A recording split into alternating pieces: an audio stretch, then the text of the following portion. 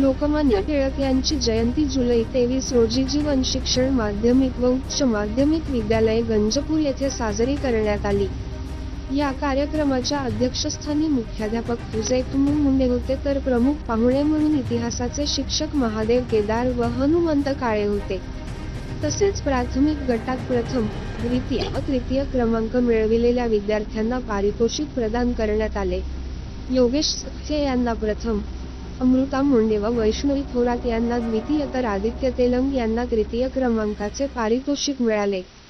माध्यमिक गटातून वैष्णवी रणदिवे यांना प्रथम, मधुरा मुंडे व अक्षदा सिरसाट यांना द्वितीय तर अमृता सिरसाट यांना तृतीय पारितोषिक मिळाले।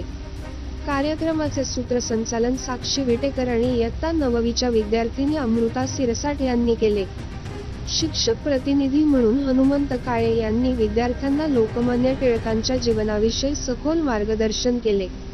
कार्यक्रमाचे आभार इयत्ता 9वीचे वर्ग शिक्षक महादेव केदार यांनी मानले। यावेळी शिक्षक व विद्यार्थी मोठ्या संख्येने उपस्थित होते।